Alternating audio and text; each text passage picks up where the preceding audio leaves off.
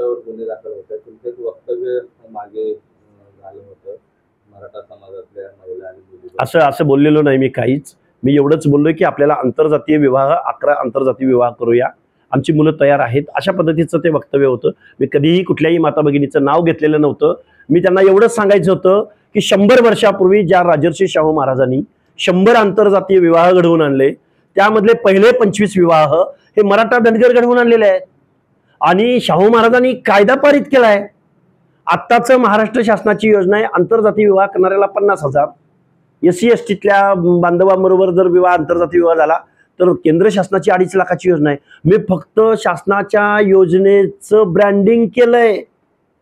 शासन पैसे देतं, पैसे आंतरजातीय विवाह करायला. आणि तुम्ही गेल्या 2 वर्षामध्ये आम्ही मागास झालो, आम्हाला ओबीसीचं आरक्षण, आम्हाला BCचं आरक्षण मागताय. तुम्ही मागास झालाय म्हणताय. आणि मी नुसतं एवढं शाहू महाराजांचं एक वाक्य तुम्हाला सांगितलं तर तुमचा लगेच जातीचा दंभ एवढा उसळून आला. जात वर्चस्वाची भावना, क्षत्रियत्वाची भावना बघून घेऊ, तुडवून काढू, ठुकून काढू, 11 जणांची टीम बनवू. अरे आम्ही काय तुम्हाला काय कुठलं काय अरबस्तान पाकिस्तान मधनं आलेले वाटलो काय? गावागावात आम्ही आहोत. तुम्ही रस्त्यावर उतरत असाल तर काय आम्ही रस्त्यावर उतरणार नाही का? त्यामुळे असल्या धमक्या बिमक्या पोकळ धमक्या कुणाला द्यायचे त्याला द्या. आमच्या नादाला तुम्ही लागण्याच्या भानगडीत पडू नका.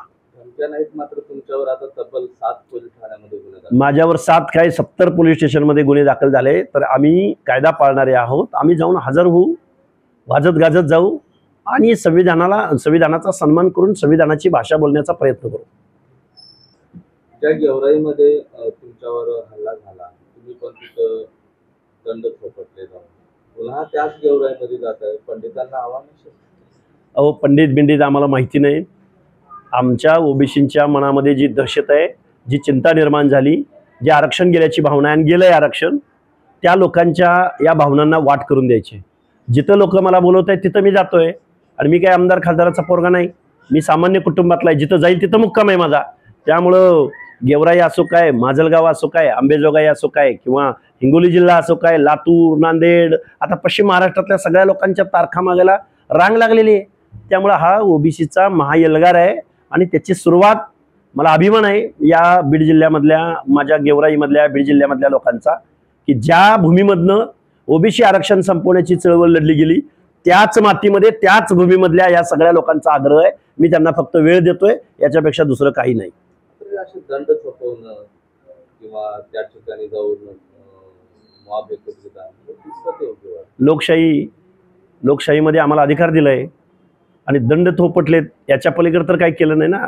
आणि दंड थोपटून जर माझ्या माणसांच्या मनामध्ये मी जर एक त्यांना भाषा देत असेल, लँग्वेज देत असेल, चळवळीला एक औरा लागतो, एक इमेज लागते, एक गाणं लागतं, एक झेंडा लागतो, ते देतोय मी.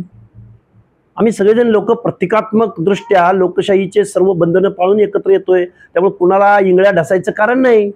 आणि दंड यासाठी थोपटतोय, तुम्ही ज्या पद्धतीने वागताय त्याच पद्धतीने आम्ही उत्तर द्यायला तयार आहोत.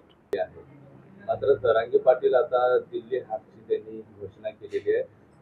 देशातल्या सर्व राज्यातले मराठी एकत्रित आणू आणि दिल्लीवाल्यांना आम्ही दाखवू आमची ताकद काय, असं तरांगे पाटील. दिल्लीवाल्यांना काय दाखवतोय तू ताकद?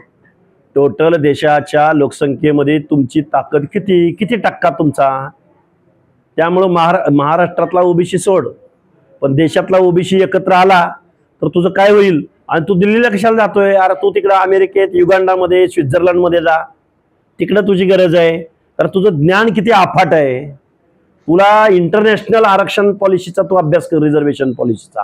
जगामधल्या 119 देशामध्ये आरक्षण दिलं जातं. ते सत्ताधाऱ्यांना नव्हे, राज्यकर्त्यांना नव्हे, डॉमिनंट कास्ट असणाऱ्या माणसांना नव्हे, त्या देशामधल्या. तू खरं तर तू दिल्लीच्या लायकीचा नाही, तू अमेरिकेच्या लायकीचा आहे, तिकडे जा. ओबीसी आरक्षणाच्या बचावासाठी एकीकडे तुम्ही रान वळवून फिरताय, दुसरीकडे मात्र धनगर समाज देखील आता आक्रमक झालेला आहे. एसटी प्रवर्गातून आम्हाला आरक्षण द्या, तुमची भूमिका काय आहे?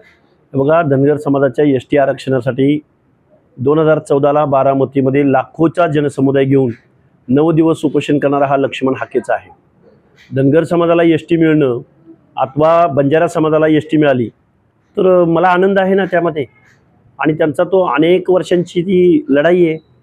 त्यामुळं आत्ता आपल्या ताटातलं अंगावरचे कपडे जर कोण काढून घेत असेल, आपण ज्या झोपडीमध्ये राहतोय ती झोपडी जर उद्ध्वस्त होणार असेल आणि डोंगराच्या पल्याड आपल्याला हवेली मिळणार आहे, अशा भ्रमामध्ये जर काही गोष्टी होत असतील तर मला वाटतं ही ओबीसीची जी वज्रमूठ आहे, ओबीसीच्या महाएल्गार मोर्चांना जो लाखोंचा प्रतिसाद भेटतोय, याला घाबरून इथल्या सत्ताधारी मंडळींनी कुठंतरी ओबीसीमध्ये फूट पाडण्याच्या दृष्टिकोनातून बघा, आजपर्यंत बंजारा समाजाची एसटीची मागणी असो किंवा धनगर समाजाची एसटीची मागणी असो, या आंदोलनाला पाठिंबा द्यायला कुठले आमदार, खासदार, मंत्री गेल्याचं तुम्ही कधी बघितलं होतं का?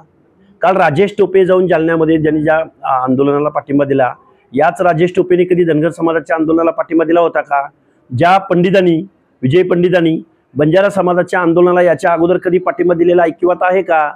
कारण ज्या बंजारा समाजाच्या तांड्यावरची त्यांच्या घरांची पत्रे आजपर्यंत निघालेले नाहीत. बहुसंख्येनं गेवराईमध्ये माझा बंजारा बांधव राहतो. 37-38 हजार मतदान बंजारा समाजाचं गेवराई मतदारसंघात आहे. आता ओबीसी एकत्र यायला लागलेत आणि असे जर ओबीसी एकत्र आले तर आपलं काय होणार? या लोकांच्या पायाखालची वाळू सरकलेली आहे आणि आम्हाला चांगलं कळतंय लक्ष्मण हाके हा कसोटी खेळणार आहे. 2020ची मॅच नाही. कसोटी खेळत असताना निश्चित मला कसोटीला सामोरं जावं लागणार आहे, पण ओबीसी बांधवांनी ठरवलंय की ओबीसीचं आरक्षण वाचवायचं आहे. त्यांच्यावर तुम्ही भरभरून टीका केलेली होती, त्यांना प्रत्युत्तर दिलेलं आहे. तुमची कर्मभूमी नाही, तुमच्या इथलं काही संबंध नसताना तुम्ही दौरे वाढवताय. तुम्हाला निवडणुका या बीड जिल्ह्यातून लढवायच्या आहेत, त्यामुळे तुम्ही इथे येत आहेत असं बजरंग सोनवणे. बजरंग सोनवणेंच्या बुद्धीची कीव करावीशी वाटते.